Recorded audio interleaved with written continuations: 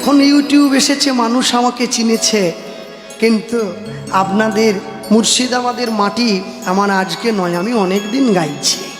হ্যাঁ, অনেক ছোট থেকে।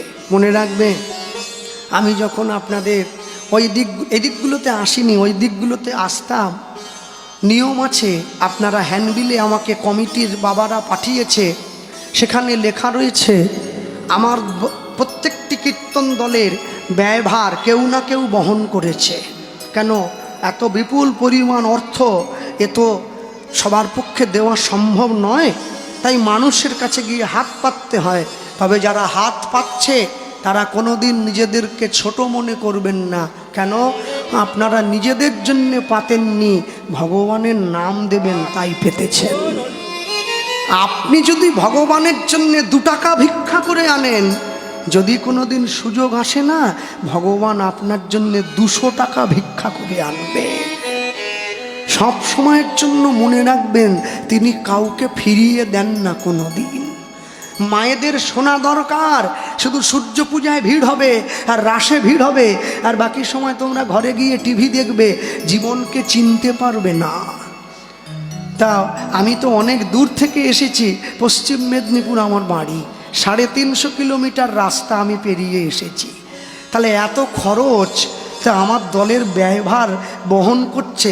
আমি মুর্শিদাবাদে কীর্তনে এসেছিলাম, তা আমি হ্যান্ডবিলটা পড়ে দেখছি কিছু নাম লেখা নেই, দলদাতা পাশে দেখি ফাঁকা। তা আমি কমিটিকে বললাম, তাহলে দাদা আমার খরচ যারা দিচ্ছেন তার নামটা? বলছে যিনি আপনার দলের খরচ দিচ্ছেন তিনি নাম প্রকাশ করতে অনিচ্ছুক। আমি বুঝে নিলাম, লোক দেখিয়ে যে দান করে সে তো বিজ্ঞাপন দাতা, সে দাতা নয়। আর গোপনে যে দান করে সে হচ্ছে দাতা, সে বিজ্ঞাপন দাতা নয়। যাক, অন্ততপক্ষে যখন আসরে মাল্যচন্দন করা হবে, হরিনামের দলের খরচ যে দেয় সে মালা চন্দন করে, তখন তো একবার দেখতে পাবো। কীর্তন হচ্ছে, কমিটির থেকে মায়েরা এসেছে মালা চন্দন নিয়ে, যে দল দিয়েছে সে আসেনি। আমি আসরে দাঁড়িয়েই জিজ্ঞাসা করলাম, তাহলে যিনি দল দিচ্ছেন তিনি? মায়েরা বলছে তার ব্যক্তিগত অসুবিধে, তিনি আসবেন না। আমি মনে মনে ভাবছি, বাবা পয়সা আছে বলে এত অহংকার, পয়সার অহংকারে তুমি হরিনামের আসনে পর্যন্ত এলে না, তুমি ধরাকে সরা জ্ঞান করলে।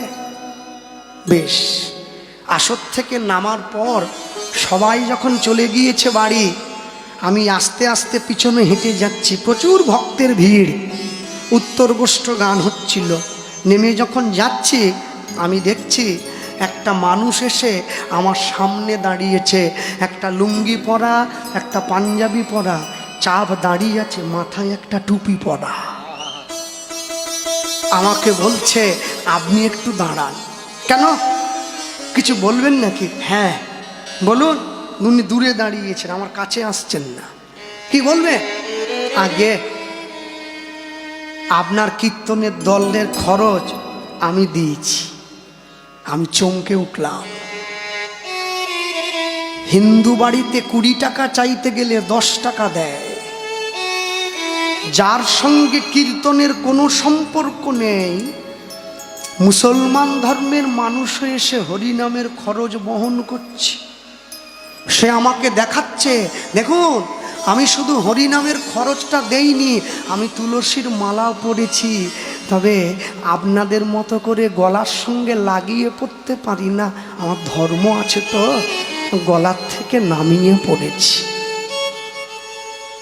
আমি বললাম আপনি? বলছে হ্যাঁ, একটু দাঁড়ান, একটা প্রণাম করে নিই। আচ্ছা না না, আপনি আমার পিতৃতুল্য, বাবা কোনো দিন সন্তানের পায়ে হাত দেয় না। বলছে আমি কি আপনাকে প্রণাম করব নাকি, তবে আপনার কর্মটাকে প্রণাম করব। দেখো, মুসলমান হয়ে আমাকে শিক্ষা দিচ্ছে। কি শিক্ষা? জন্ম মানুষের পরিচয় নয়, পরিচয় তার কর্ম। তিনি আমাকে বলছেন, জানেন চেষ্টা করলে ডাক্তার হওয়া যায়, চেষ্টা করলে উকিল হওয়া যায়, ব্যারিস্টার হওয়া যায়, ভগবানের বক্তা হওয়া যায় না। যদি তার কৃপা না থাকে কোনো দিন কেউ হতে পারবে না। তা আমি লক্ষ্য করছি তিনি দূরে মাটিতে প্রণাম করছে, আমার কাছে আসেনি। আজ কি হলো, কাছে আসলেন না? বলছে দেখুন আপনাকে ছোঁয়ার অধিকার আমার নেই। হতে পারে আমার গায়ের রক্ত লাল, আপনারও গায়ের রক্ত লাল, আমার মধ্যে যে প্রাণ আছে আপনার মধ্যেও সে প্রাণ আছে, কিন্তু ওই যে আমি কর্ম ভালো করিনি। তাই আপনি তো হরিনাম করেন, আপনার কীর্তন আমি শুনেছি, আপনি আমার হয়ে একটু আপনার গোবিন্দকে জানাবেন। আমি যদি পরবর্তী জীবনে কোনো দিন মানুষ হয়ে জন্ম নিতে পারি, যেন হিন্দু ঘরে জন্ম হয় আমার। কেন জানেন? হিন্দু ঘরে জন্ম হলে আমি হাড়ি মুচি মেথর ডোম যেই হই না কেন, আমি অন্তত হিন্দুদের সঙ্গে বসে হরিনামের আসনে বসে গোবিন্দের নাম নিয়ে দুফোঁটা কাঁদতে তো পারবো। আমাকে তো বাইরে বসে থাকতে হবে না।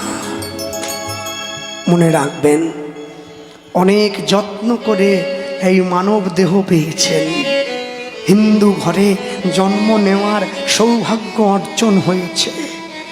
বাবা মাকে ভালো না বেসে সেই সৌভাগ্যের কর্মফল একটু একটু করে বঞ্চিত হলে আপনি কিন্তু এই কুলে আর জন্ম নিতে পারবেন না। আপনার পদস্খলন হবে, আপনার ডিমোশন হবে, প্রমোশন আর পাবেন না।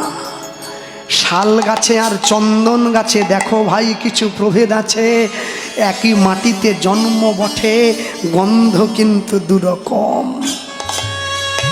সব ফুল গোবিন্দ সেবায় লাগে না, সব গাছের কাঠ দিয়ে চন্দন ঘষা যায় না, সব মানুষ ভগবত সেবায় লাগতে পারবে না, সবাই ভগবানের নাম নিয়ে নয়নের জল ফেলতে পারবে না।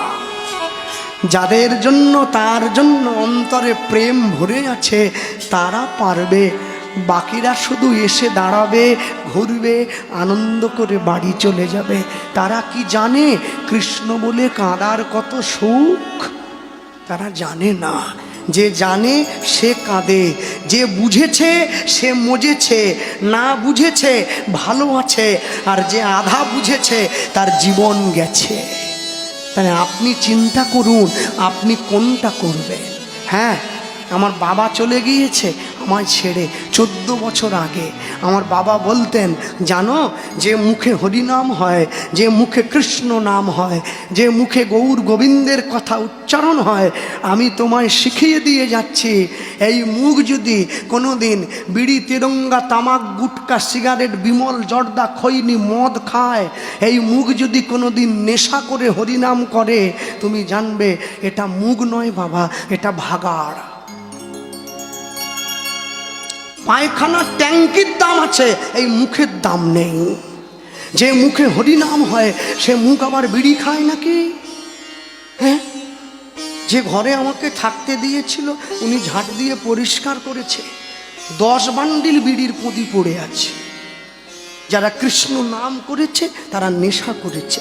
না না না, নামের নেশা যারা করেছে জগতের শ্রেষ্ঠ নেশা। এই নেশা হওয়ার পরে আর এই নেশা আসে না। যদি এই নেশার পরে এই নেশা আসে তাহলে বুঝবে তুমি নামের নেশায় নিজেকে ডোবাতে পারো নাই। মনে রাখবেন, যারা কৃষ্ণ নাম করেন, যারা হরি নাম করেন, তারা কোনোদিন নেশা করবে না, তারা কোনোদিন অখাদ্য গ্রহণ করবে না। ভগবানের নাম চিত্ত শুদ্ধ রেখে তারা গ্রহণ করবে।